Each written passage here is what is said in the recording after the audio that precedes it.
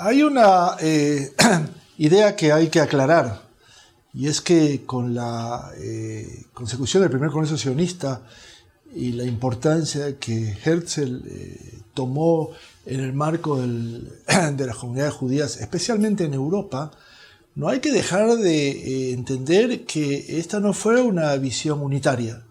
En realidad el sionismo tiene varias escuelas, que es la que estamos analizando. Hemos visto la escuela del sionismo político de Herzl. Vamos a ver ahora la oposición de Ajatam, el sionismo espiritual. Existió también el sionismo socialista, que lo vamos a ver en su oportunidad, el sionismo revisionista, que ingresa un elemento muy importante que es la defensa. Y digo esto porque el sionismo, el primer congreso sionista no es el marco en el cual solamente hubo aplausos para Herzl.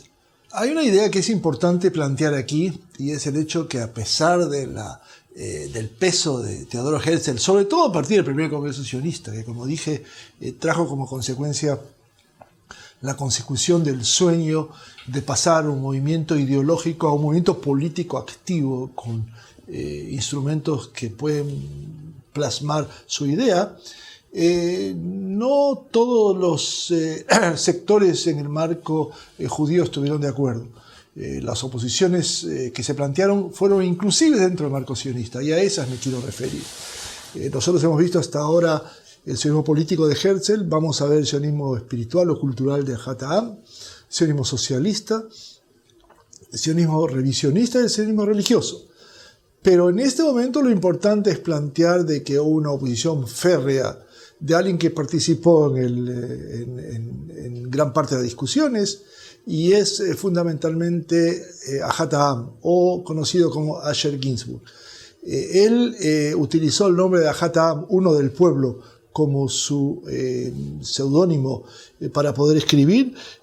Una persona que en definitiva nace en 1856 y muere en 1927, y que de inmediato ve el análisis que Herzl plantea como no profundo, como quien se relaciona únicamente con el aspecto político. Es decir, Ajatam hizo una crítica muy férrea a la visión del sionismo político. Le planteó que el sionismo político únicamente intenta dar una solución con la creación de un Estado. Pero Ajatam cambia la visión del objetivo de cuál es el problema. El problema desde el punto de vista de Ajatam no es el judío individual. Toda la visión que él criticó de Herzl es que Herzl habló del judío individual que sufre y como tal tiene una perspectiva, y es solución muy clara. Si el judío individual sufre, la creación de un Estado judío va a solucionar su situación problemática. Y por primera vez escuchamos a alguien como Ajatam que dice, no, el problema es el pueblo judío, no el elemento, es el judaísmo, que a través de los años de discriminación, asimilación, intento de tomar modelos extraños, ha perdido totalmente su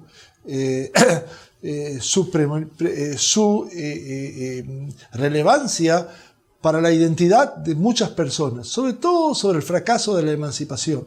Y hay que entender, todo el curso toma siempre en consideración, el curso que estamos viendo, el hecho que la emancipación, por un lado, dio a los judíos un tremendo impulso y los puso en la calle no judía, con la misma cantidad de oportunidades, pero por otro lado lo obligó a definir una serie de elementos de identidad, y por primera vez tenía la opción de dejar de ser judío. Y creo que este elemento es lo que lleva a Ajatam a plantear el fracaso total de la emancipación como aquel que da la solución al problema judío. A diferencia de Herzl, que él habla de un refugio, él dice, si la persona individualmente tiene un problema que requiere un refugio, puede ser cualquier lugar en el mundo. Yo, dijo Ajatam, no voy a ser aquel que voy a poder plantear un una visión de solución a un problema que es una visión individual. La visión individual del judío que en definitiva está discriminado, sufre pogrom y sufre una visión de antisemitismo.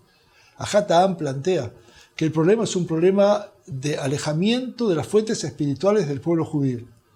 Y como tal, hay que tomar un cambio radical en esa perspectiva. Ajat Ha'am por primera vez pone dos aspectos que no han sido tocados todavía. Uno es el hecho de que hay una imposibilidad técnica objetiva de poder trasladar millones de judíos a la tierra de Israel. Algo que no se había visto. Si Herzl jamás ha dicho que eso es imposible. Es cuestión de organización comunitaria en la cual, como dijimos, el rabino y las autoridades logran establecer un marco de emigración por medio del cual el judío va a llegar a la tierra de Israel y va a poder establecer su destino como hombre libre. Pero Ajat Ha'am dice esto no es posible. Técnicamente es imposible, tanto por las capacidades de absorción del lugar y sobre todo por otra cosa más, el nacionalismo árabe. Algo que no hemos tocado acá y que va a ser analizado con mayor profundidad en una de las próximas clases. Pero yo creo que es interesante. Ajat Ha'am fue el primero que previó la explosión de un conflicto por cuanto los árabes no van a aceptar ningún tipo de inmigración a Eretz Israel y por supuesto ninguna consecución de una dinámica de Estado judío como tal, que es lo que planteó Herzl.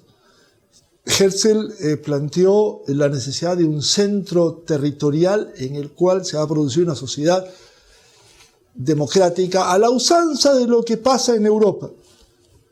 La acusación de Ajat Ha'am es bastante interesante y esto no es un Estado judío, es un Estado de judíos, que es una acusación sobre la base de la importancia del refugio tal como Herzl la planteó. Ajat Ha'am introduce un elemento central y es la necesidad del judío de volver a sus fuentes y para eso no se requiere un Estado, se requiere un centro espiritual que definitivamente va a estar ubicado en Eretz Israel, pero cuya función va a ser irradiar cultura a la diáspora, a esa diáspora que ha estado alejada de todo tipo de relación con fuentes judías como consecuencia del proceso de asimilación. Ajat Ha'am plantea que la dinámica en la vida de la diáspora, algo que Herzl negó, no podía estar dejada de lado como una de las perspectivas, es decir, va a haber una minoría que se va a instalar en la tierra de Israel y que va a estar a cargo de la creación de cultura, de una dinámica de expresión intelectual y la que va a plantear a la diáspora judía toda la posibilidad de identificarse con ese tipo de valores. Por ejemplo, el idioma hebreo. Algo que Herzl no le dio ninguna importancia. Recordamos la frase famosa de Herzl: ¿quién va a comprar un libro puede comprar un boleto de tren en hebreo? Para Ajat Ha'am era un elemento fundamental en ese desarrollo, la literatura hebrea. La posibilidad de que el hebreo se convierta en el segundo idioma después del idioma natal de los judíos en la diáspora fue un desarrollo político muy importante. Ajat Ha'am tuvo una crítica sustancial al tipo de colonización que se está realizando en Eretz Israel. Antes de la aparición de Herzl en la escena política, se va a producir ya en 1881, en 1882, la primera ola inmigratoria que Ajat Ha'am, a través de dos viajes que hizo a Eretz Israel, logró ver, revisar y criticar profundamente. Él dijo algo interesante: es posible no ser judíos aún viviendo en Eretz Israel, es decir, perder la identidad judía como tal. No toda persona que llega a la inmigración, a través de la inmigración a Eretz Israel, ¿qué es lo que Herzl planteó? Es decir, la inmigración a Eretz Israel, la formación de una sociedad, de por sí va a solucionar la problemática judía y la va a modernizar. Ajat Ha'am plantea la necesidad del estudio y él considera que la actividad intelectual y sobre todo educativa es preferible a la actividad política. Y entonces aquí estamos entrando en un término de discusión: ¿cómo hacemos para reforzar la identidad judía en el marco de Eretz Israel? Y si Eretz Israel es necesario como un centro político o es de alguna manera un planteo que es únicamente un centro espiritual con el cual los judíos de la diáspora no tienen compromiso. Y hay algo interesante: no hay ninguna escuela en el sionismo, ninguna, desde Herzl hasta Jabotinsky, que plantean cuál va a ser la función de los judíos de la diáspora si no llegan a Eretz Israel. El único que realmente plantea una alternativa interesante es la alternativa de Ajat Ha'am, que dice una minoría en el centro espiritual y una mayoría en la diáspora. Si en un momento determinado las personas de la diáspora van a llegar a una elevación del conocimiento de las fuentes históricas, van a poder reforzar su identidad judía, es posible que van a llegar, pero no es obligatorio. Yo creo que es la primera vez que encontramos, y me parece que la última, que encontramos en un personaje un personaje que está en el marco de los marcos de los ideólogos del sionismo, alguien que plantea la imposibilidad de la desaparición de la diáspora como una alternativa. Y hay que tomar en consideración entonces que la diáspora va a seguir funcionando y como tal hay que dar una solución a ello. Vuelvo a repetir, ninguna escuela del sionismo dio una solución o entregó un tipo de herramientas a las personas que iban a quedarse en la diáspora o no pensaban. Desde Herzl, que dijo que más o menos iban a asimilar por cuanto si no sufrían no había necesidad de utilizar el centro nacional, hasta los otros ideólogos como el marco de Borojov, al cual vamos a ver también, Borojov, otro de los ideólogos del sionismo socialista, que vio únicamente la perspectiva de la creación de un Estado para aquellos que sufren y no para aquellos que se quedan, y de alguna manera tampoco Jabotinsky, que vio justamente en la creación de la patria judía un elemento importante, pero no dio un marco, y para eso tendría que establecerse un marco de migración, pero no dio ningún tipo de solución a la dinámica que va a pasar con aquellos que no van a llegar a Eretz Israel. Y creo que en este sentido la visión de Ajat Ha'am, utilizando un concepto que no había sido planteado antes, la perspectiva de poder de alguna manera entender que la cultura tiene un elemento importante. Y la cultura es idioma, es literatura, es fuentes históricas, es filosofía judía, y es parte integral de un largo proceso educativo del cual el judío había sido totalmente desconectado. Creo que la crítica que hace Ajat Ha'am, especialmente en su artículo escrito en 1899, Lo Zu Haderech, no es este el camino, a propósito el diario del Partido Comunista Israelí es titulado Zu Haderech, este es el camino, pero eso solamente es una acotación curiosa. La crítica de Ajat Ha'am a la colonización que se planteó en términos de la primera Aliyá es una crítica bastante aguda. Es aquella que plantea que con toda la importancia del trabajo agrícola, que generalmente el sionismo práctico que se desarrolló después resaltó, no tiene la importancia del elemento educativo. Y creo que aquí hay una acusación sumamente grave, en el sentido de decir lo que está pasando en Eretz Israel desde la aparición del sionismo político no puede bajo ningún aspecto tomarse en consideración como una regeneración de la identidad judía. Y esto, que puede discutirse abiertamente, está planteado en la necesidad de entender la función fundamental de la sociedad judía en Eretz Israel, que no es la creación de un Estado según él, sino irradiación de cultura a la diáspora, como cualquier diáspora busca un centro al cual orientarse sin necesidad de que eso implique la emigración como tal. Me parece que esta crítica tiene que tomar en consideración que aquí están dos escuelas totalmente opuestas. La escuela del sionismo político, que habla claramente de la intervención, de la creación de un marco político como consecuencia muy clara de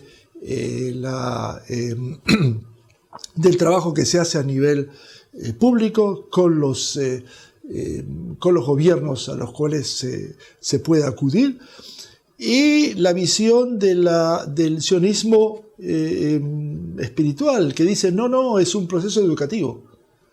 Es volver al judío a las fuentes de su judaísmo, pero a nivel moderno, no está hablando de religión.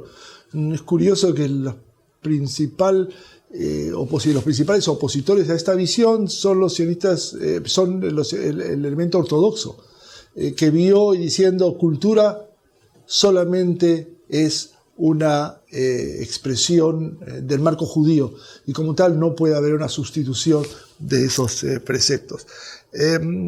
Ajat Ha'am, a pesar de la dinámica que él dijo, o a pesar, de la función de la ideología que él sostuvo, por medio de la cual el Estado de Israel el Estado judío no es factible, lo que hay que hacer aquí es un medio de centro espiritual. A pesar de eso, él tomó la decisión de llegar a Israel, vivir sus últimos años en Israel. Murió en 1927 y creo que se dedicó en Israel a una producción intelectual bastante vasta. Creo que sus preguntas quedan en el aire y no siempre han sido respondidas. Es decir, si no se hubiera dado la creación del Estado judío, pero sí el planteo de lo que pudiera ser el centro espiritual, eso hubiera evitado el conflicto en Medio Oriente, o cómo pudiera haber solucionado este modelo lo que fue la tragedia judía, la búsqueda de la necesidad de un refugio, sobre todo después de los pogroms y posteriormente a lo que no se pudo prever, que es la aparición del Holocausto, con toda la tragedia que eso trajo al mundo judío y también a la humanidad. ¿Qué hubiera pasado si un judío requería en ese momento un refugio? Creo que Ajat Ha'am no tenía respuesta para poder plantearla, y su respuesta estaba más encaminada a la necesidad de generar un proceso educativo muy largo que conserve las fuentes judías, que conserve el hebreo, la literatura judía, hebrea, y su sueño fue que cada padre judío pudiera comunicarse con los hijos, no solamente a través del idioma natal, sino también a través del hebreo, como un medio de comunicación. Creo que este es un tema que nos lleva mucho a pensar. En cuanto al problema árabe, solamente puedo plantear que no hay ninguna prueba que un centro espiritual pudiera haber sido visto como una alternativa que hubiera sido aceptada por el nacionalismo árabe en vez de un Estado judío. Pero creo que tendría que plantearse sobre la importancia de saber si cumplía ese centro espiritual con todos los planteos que da respuesta a las necesidades del pueblo judío en la diáspora. Al fin y al cabo, el Estado judío de Israel de hoy cumple con la función de ser un refugio para todo judío que sufre y decide venir, y a través de la historia hemos tenido olas inmigratorias, el caso de judíos de Etiopía, el caso de judíos también en América Latina que huyeron de la dictadura y llegaron acá. Nunca ha dejado de ser un estado de refugio, y creo que esa es la aplicación concreta que tiene la ley del retorno en Israel, que permite a todo judío volver a la patria histórica. Pero de cualquier forma no es la única herencia que tuvimos del sionismo.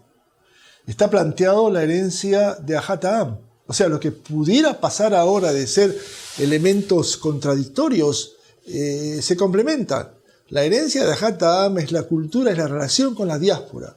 Si yo intento preguntarme hoy día cuál es la dimensión sionista que tiene el Estado de Israel, en un marco en donde hablamos del posmodernismo, del cese de las ideologías, del fin de la historia, creo que la única razón de ser del Estado de Israel que la identifica como un Estado sionista es básicamente la relación con la diáspora.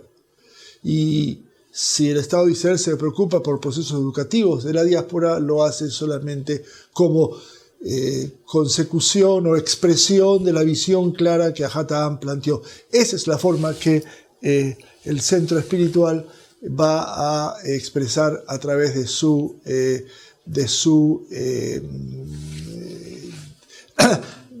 desarrollo la relación con ese marco cultural.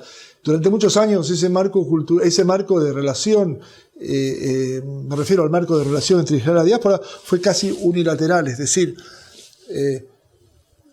cuál es el aporte del centro espiritual basado en la perspectiva de Ajat Ha'am con respecto a la permanencia de la identidad judía en la diáspora. Y en este momento tenemos un modelo interesante que plantea básicamente cuál es la visión del otro lado, es decir, de la influencia que tiene la diáspora en el Estado de Israel a través de ciertos elementos que aquí no se dan, por ejemplo, el aspecto de comunidad o Keilah, que es una clásica visión de la diáspora y que menos se ha desarrollado en Israel, pero que creo que es importante para plantear que al fin y al cabo la identidad judía moderna es una identidad tanto israelí como judía de la diáspora.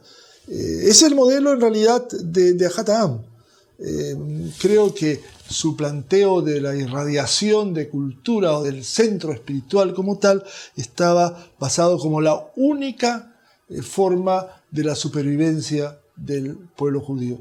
Si se le hubiera preguntado cuál es la función del centro espiritual, es mantener la identidad judía de la diáspora a través de la expresión y creación de valores judíos y de actividad cultural en ese centro aquí.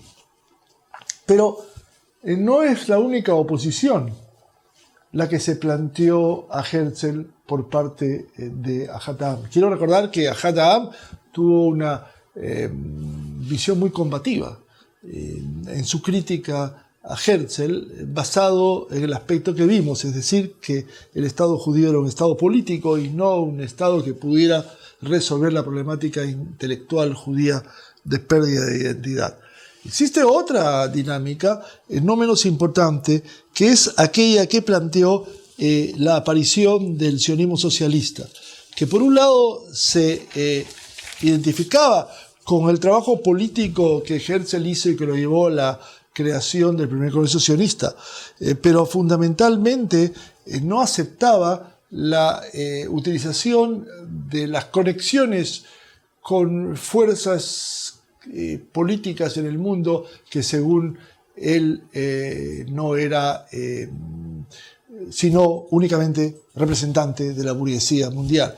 En esta perspectiva tenemos la visión de Nachman Sirkin, judío ruso que nació en 1868 y murió en 1924, un personaje que representa una visión interesante porque era el jefe de la facción socialista en el primer congreso sionista y como tal acusa a Herzl totalmente de plantear que la expresión política de Herzl está relacionada con la consecución de esos fines a través de la burguesía mundial. Es decir, él no entendía cómo a través del contacto que pudiera tener con el Kaiser Guillermo, a través del intento de relación o de discusión o de diálogo con el Papa Pío X, como nosotros vimos, a través de las diversas perspectivas con los gobiernos extranjeros, se pudiera crear lo que él llamó era importante la revolución judía, que según él debía ser un movimiento de masas. Y creo que Nachman Sirkin fue muy claro en esa perspectiva. porque si él analiza y critica el análisis del antisemitismo, tanto de Pinsker como de Herzl, que lo ven como un elemento hereditario sin posibilidad de discusión, Sirkin considera que el problema sigue siendo la ubicación de los judíos en la estructura económica mundial y requiere un cambio sustancial. Nachman Sirkin en ese planteo tuvo fundamentalmente una interesante expresión cuando se hizo activo en el movimiento Jovevei Tzion, los amantes de Tzion, y trató de imprimir la necesidad de la creación en Eretz Israel de un Estado con carácter socialista. Es quizás el primero que lo planteó así. Un elemento socialista que estaba basado en un socialismo romántico y no una visión marxista. En una perspectiva fundamentalmente en la cual él pensaba integrar y crear un marco económico basado en la justicia social, en la visión cooperativa, en la visión comunitaria, en el intento de hablar de la creación de un Estado socialista y el planteo de la propiedad pública en los medios de producción. De cualquier forma, su visión fue romántica, porque habló de una visión integrista y no de lucha de clases como tal, pero no pudo dejar de criticar la perspectiva herzliana con respecto a las alternativas que ellos planteaban. Sirkin determinó que solamente un elemento de masas como tal pudieran crear un Estado judío y que no puede ser un Estado que se cree desde arriba por imposición, sino por un movimiento que pudiera transformar las estructuras objetivas que se plantearon acá. Creo que son dos focos de oposición muy importantes, porque tenemos que plantear que en realidad tanto el socialismo se opuso a la creación de un Estado judío, y aquí hay una versión socialista judía de sionismo socialista que se va a extender a otros dos personajes, y fundamentalmente también la perspectiva del sionismo cultural o espiritual de Hatam, del cual nosotros hemos visto. No es casual que su oposición se expresó también en una fórmula muy interesante, y es la escritura de un libro que se llamó, o un folleto que se llamó El pueblo judío y el Estado judío socialista, que en realidad implica una especie de socialismo voluntario que como tal va a tener una influencia sustancial sobre todo en la segunda y tercera alía, o las migratorias que vamos a analizar en su debida oportunidad, y que en definitiva nos puede dar un marco importante de ese planteo. No es el único opositor. La escuela socialista del sionismo socialista tiene otros dos personajes. Uno es Ber Borokhov, considerado quizás uno de los elementos más interesantes. Ber Borokhov, judío ruso, que en realidad participó en la primera revolución rusa de 1905 y después se exiló, volviendo a Rusia en 1917 con el estallido de la revolución. Borokhov es interesante por cuanto es el primero que aplica una visión totalmente marxista a la cuestión judía. A diferencia de Sirkin, que criticó la visión de Borokhov, considera el sionismo y su expresión en la creación de un Estado como un elemento determinista. Es decir, es lo que él llamó el Estado, lo que él llamó el proceso estígico, palabra tomada del griego. Un proceso determinante que llega a las masas, va a llevarlas a Eretz Israel, a la creación de un Estado con características marxistas. El análisis de Borokhov de los elementos de de inmigración que ya se dieron, lo llevó a plantear, se dan cuenta que hay ya un proceso estígico determinante que está llevando a las masas a partir de la primera alía a Eretz Israel. Pero había una diferencia muy interesante entre esas dos escuelas del sionismo socialista. La visión del socialismo romántico de Silkin y la visión de socialismo marxista o científico de Borojov.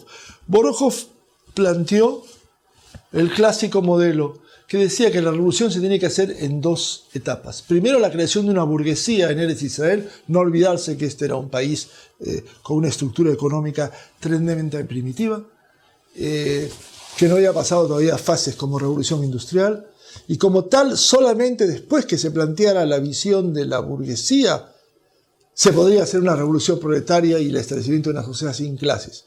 Esta visión marxista no fue adoptada por varias razones.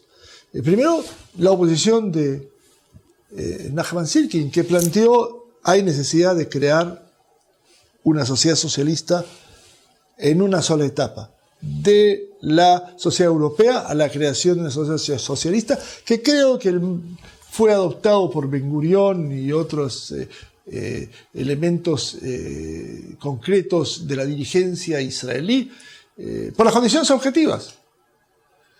Yo creo que el sionismo, y es algo que nos va a ocupar varias clases, no tuvo en consideración y no lo pudo haber tenido varios elementos. Primero, la masiva aclimatación de aliyá de inmigración en los primeros años después de la creación del Estado de Israel, son provenientes de África del Norte, que tuvieron que salir, no en forma gradual, como las 5 aliyot europeas.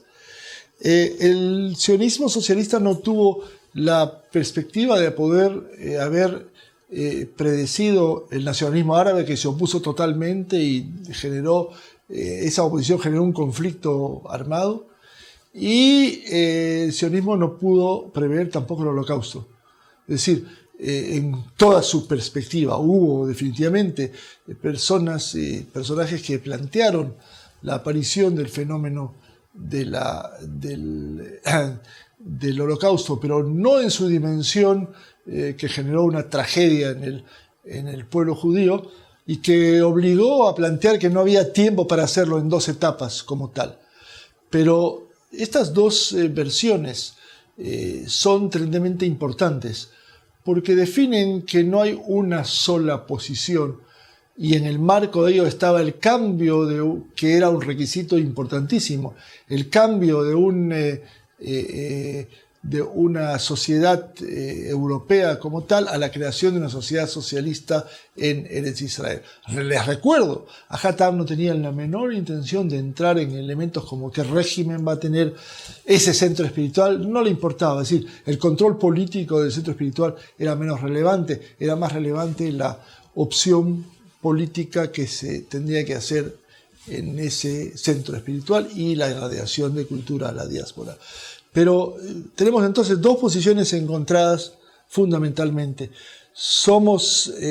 Las dos planteaban que seremos parte de un proceso mundial de cambio socialista como tal, y entonces se va a plantear en Eretz Israel. Pero hay una tercera opción interesante, que es la de Aaron David Gordon, que influye tremendamente a algunas de las inmigraciones, sobre todo la creación de kibutzim, que también vamos a ver. Y es aquella que plantea en términos que socialismo es un término europeo y como tal no se puede aplicar a la realidad nacional. A pesar de que se lo ubica dentro de lo que fueron los factores socialistas, objetivamente Aaron David Gordon planteó un elemento interesante que se llama la religión del trabajo.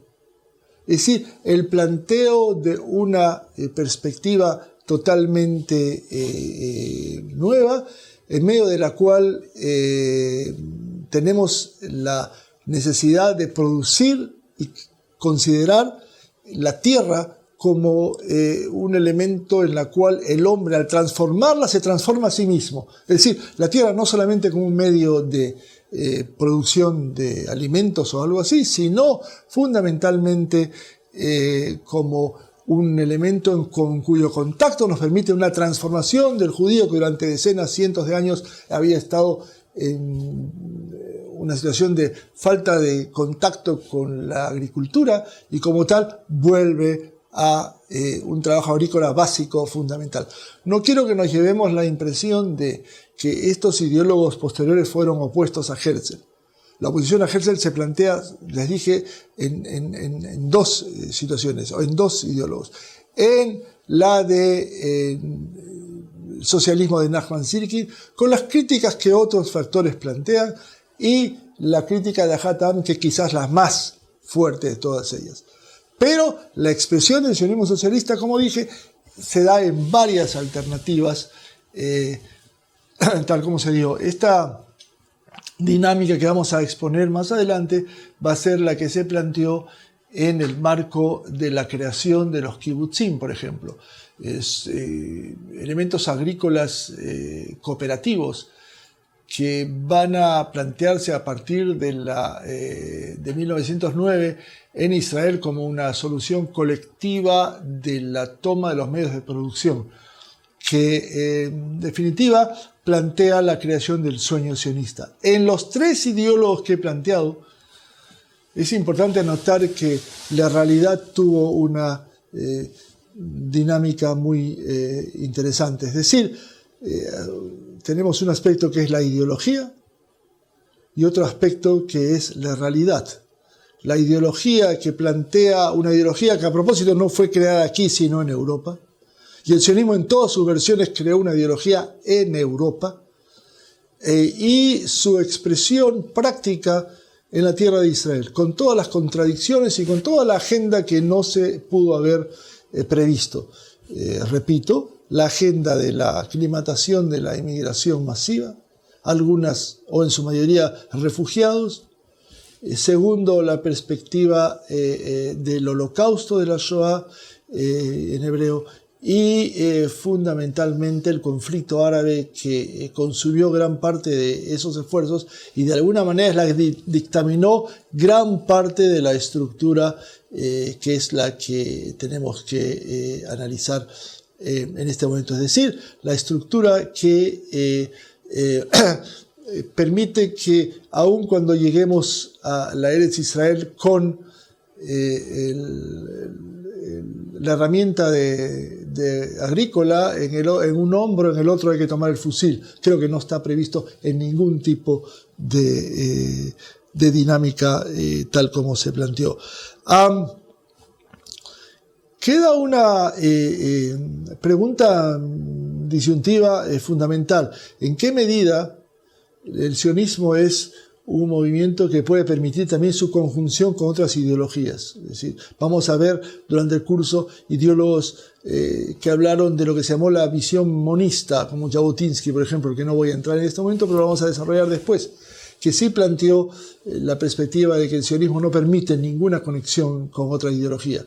Por otro lado, Borojov, que dijo que no hay sionismo sin socialismo. Y creo que es interesante para ver que aquí estamos viendo los efectos de la emancipación y de la salida del judío fundamentalmente a una dinámica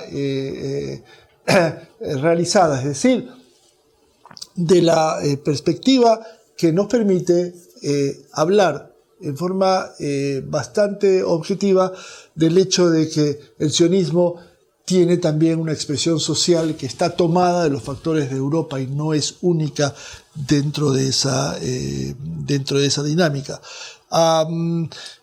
Sionismo como expresión únicamente de la acción que pasa en la tierra de Israel, o sionismo con respecto a la influencia que tiene dentro de las comunidades de Europa, es un elemento de importancia que ha definido gran parte de su desarrollo. Las primeras inmigraciones a Israel, que también vamos a analizar, se encontraron con una realidad muy distinta a la realidad europea. Y quizás la más importante dentro de este análisis es la que se entiende que esto era una sociedad totalmente atrasada y que fórmulas que se plantearon en Europa que permitían un modelo social son mucho más complejas y mucho más difíciles de aplicar cuando las condiciones objetivas no se dieron. Pero el sionismo en su dinámica, antes de empezar con la praxis del sionismo propiamente, es una lucha constante con las realidades objetivas, tanto a nivel político, con los elementos a los cuales el sionismo estuvo en búsqueda de soluciones de ayuda, y otras internamente en la creación de una sociedad que reflejaba valores europeos, por un lado, pero por otro lado tomaba en consideración las condiciones locales. Y creo que en esta dinámica es importante ver su introducción y su expresión. Ahora, la realidad, por ejemplo, trajo situaciones muy interesantes con respecto a los modelos que planteamos acá. Si yo veo los tres ideólogos, sobre todo los dos que más se opusieron a Herzl, ¿qué pasó con su pensamiento? Por un lado, tenemos que ver la idea de Nachman Sirkin, cuyo pensamiento se adoptó en lo que se refirió a la importancia de la justicia social, a la importancia cooperativa, a la importancia del elemento de solidaridad, pero son elementos o valores que si los pongo junto con el desarrollo económico, la sociedad que se creó en Eretz Israel estuvo en cierta medida, empezó con esa perspectiva, pero lentamente fue buscando otros modelos de análisis. Y como tal, sí, tendríamos que preguntar si la sociedad de Eretz Israel fue una sociedad totalmente socialista. Es obvio y claro que fue una mezcla de una serie de modelos que determinaron el hecho que el ideólogo tiene que hacerse, el ideólogo puede plantear un modelo y la sociedad la determina. En cuanto a la perspectiva de Hatam, quedó solamente como una propuesta, por cuanto el centro espiritual fue adoptado como uno de los elementos del Estado de Israel, es decir, su relación con el mundo judío y cuál es su función. Es interesante porque en el día de hoy podemos hablar cuál es la función del Estado de Israel, si debe seguir siendo una visión de perspectiva hacia la diáspora, o tiene que convertirse en un Estado en que esté definido solamente en sus fronteras y lo que pasa con sus ciudadanos. Yo creo que, vuelvo a repetir, la condición sionista del Estado de Israel está basada específicamente en el hecho de su relación con la diáspora. Lo que nos abre otras preguntas que están relacionadas con lo que planteó Hatam, aunque no lo desarrolló. ¿Cuál es la función de ese Estado frente a la diáspora? ¿En qué medida Israel de hoy puede irradiar valores interesantes? ¿Cuál es la posibilidad de la opinión, del apoyo que pudiera tener las comunidades de afuera con respecto a Israel? Nada de eso estaba previsto cuando nos encontramos con la agenda del 48, y en la cual lo único que podíamos plantear es básicamente la necesidad urgente de ayudar al Estado de Israel porque está frente a un elemento físico de peligro. Creo que lo que tendría que plantearse es en qué medida este tipo de modelo se aplica en la segunda generación en la diáspora. En qué medida, la gran pregunta, y que creo que a Hatam se la pudo haber hecho, es ¿cuál es el peso del Estado de Israel? Él habló del centro espiritual, pero yo hablo del Estado de Israel en la identidad judía del judío que vive en la diáspora como tal. Creo que esa es una percepción central. ¿Y cuánto es el peso que tienen dos elementos más que todavía no están previstos, pero que quizás habría que desarrollarlos? Y es el peso del holocausto en la identidad judía y, por otro lado, el peso del conflicto, que sobre todo este último elemento tiene, o este último elemento, sí, tiene la posibilidad de crear una especie de distorsión de lo que fue quizás la agenda original del Estado de Israel. De manera que si el sionismo socialista, que se opuso a las posiciones económicas de Herzl como tal, planteó la creación de una visión de una sociedad con características socialistas, si cabe la redundancia, nosotros llegamos a la conclusión que el modelo que se adoptó durante las inmigraciones fue un modelo cooperativo muy importante que reflejó gran parte de lo que los ideólogos del sionismo socialista plantearon. Pero lentamente se tuvo que adoptar otras perspectivas sobre la base del peso del conflicto con el sionismo árabe, que no pudo haber sido previsto. Si tomamos entonces la diáspora por un lado y la expresión de la sociedad interna, son los dos focos de análisis que hay que tomar en consideración para analizar si estas ideologías tuvieron un asidero en la realidad.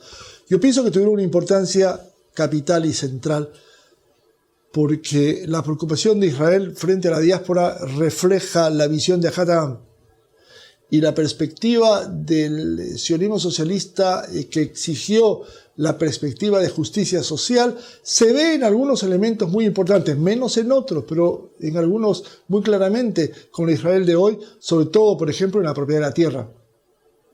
El elemento del hecho de que en la tierra de Israel definitivamente el grueso de la tierra está en manos colectivas o en manos del Estado, para mejor expresión, y no en manos particulares.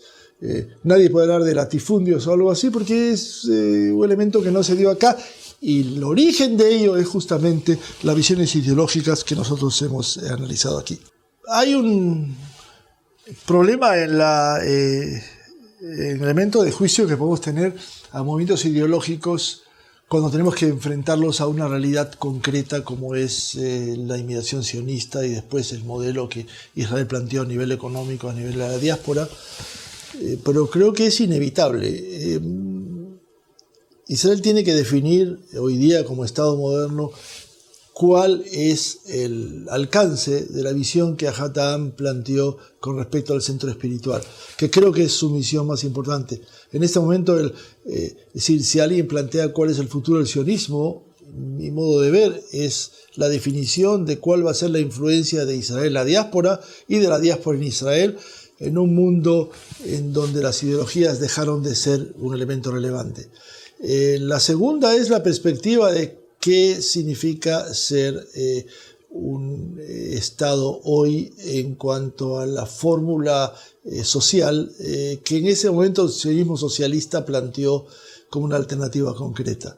¿En qué medida, por ejemplo, lo que planteó Aaron David Gordon, que es la expresión de una sociedad agrícola, es aquella que puede ser factible en un Estado moderno, y cómo se hace para que en un Estado moderno en el siglo XXI elementos ideológicos que se plantearon en ese momento sean relevantes en la sociedad de hoy. Pero pienso que el bagaje ideológico del sionismo en la creación, en la praxis que va a ser parte de la próxima clase, tiene que definirse en cuanto a que estableció parámetros de análisis que, vuelvo a repetir, fueron europeos y estuvieron basados en realidad el pueblo judío en Europa. El encuentro frente a la realidad que nosotros vemos acá nos va a plantear básicamente las necesidades de del encuentro con la realidad nacional, con la realidad de la sociedad que se fue creyendo aquí. Aquí se dieron una serie de procesos que la ideología, en definitiva, intentó dar respuesta. Pero vuelvo a repetir, la realidad determinó una serie de cánones importantes. En primer lugar, la dinámica que esta es una sociedad de emigración que llegó a nivel de Europa y que paralelamente llegó también del Medio Oriente y se integró en un proceso de creación de una sociedad moderna que tenía que tomar en consideración tanto elementos de justicia social como se plantearon a nivel ideológico, pero también la perspectiva de definir si nosotros vamos a la consecución de un Estado o de un centro espiritual. La historia nos devino prácticamente en la consecución de un Estado como tal, y esto determinó una serie de elementos muy concretos. La existencia de la agricultura como esa romántica que permitió el desarrollo total tuvo además otras dinámicas, y es la creación de kibutzim o centros cooperativos o aldeas o el esfuerzo humano de una juventud que llegó a Eretz Israel a crear una sociedad moderna basada en un elemento que nos va a acompañar durante muchas clases, que es el proceso de productivización, que empezó a verse ya en lo que se llamó el viejo Yishuv, que vamos a ver más adelante en la próxima clase, y que está basada fundamentalmente en la población que existió en Eretz Israel desde siempre. Desde la destrucción del segundo templo en los años 70 de la era cristiana, y en la que los judíos todavía mantuvieron una existencia central, en la cual estaban ligados a Eretz Israel y trajeron un elemento de producción básicamente religiosa. Y después los cambios definidos a que tendría que crearse aquí un marco comunitario muy grande, en el cual las inmigraciones masivas lograron crear una comunidad judía basada en crear una sociedad judía basada en algunos factores. El factor de refugio que Herzl planteó, ser abierta a todas las comunidades judías que sufren y requieren un lugar seguro, ser un marco en que haya de justicia social, de ejemplo, ser una sociedad democrática y ser una sociedad que está en este momento en su perspectiva no ha podido llegar todavía a lo que nosotros vamos a analizar más adelante, que es la importancia de la defensa, es decir, de encontrarse en un marco hostil que no lo recibió. Creo que las ideologías que hemos planteado acá no tomaron, salvo una, la perspectiva de que el nacionalismo árabe con el que nos encontramos no aceptó la presencia judía aquí, y probablemente no lo hubiera aceptado tampoco dentro del centro espiritual. Y parte del desarrollo social, ideológico, que se planteó aquí es producto de la realidad encontrada fundamentalmente frente a lo sucedido aquí, y no únicamente los modelos que se trajeron de Europa como consecuencia de la situación, de la realidad de los judíos en Europa, especialmente la visión del nacionalismo árabe.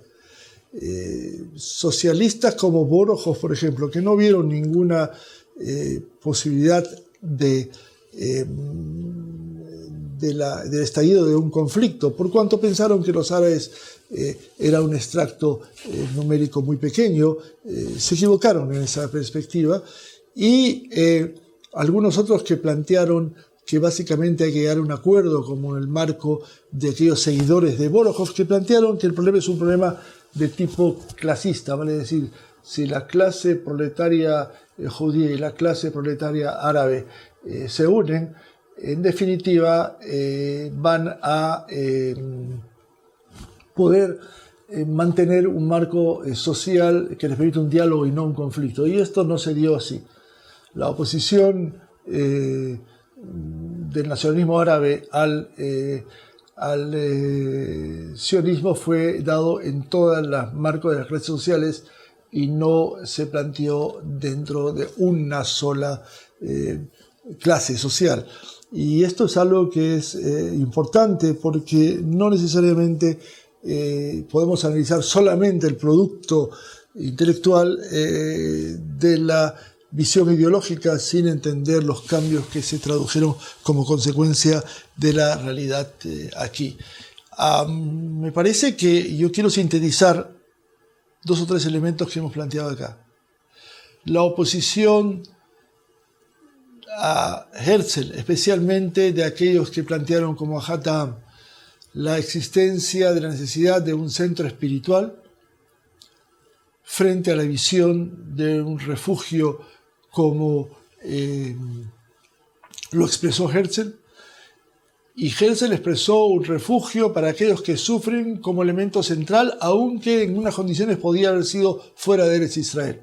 El centro espiritual de Ahad Ha'am no planteó ninguna alternativa, sino únicamente esa dinámica.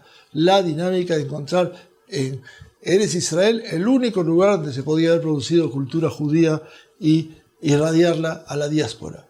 El segundo es la perspectiva de qué tipo de Estado vamos a crear acá o qué tipo de sociedad.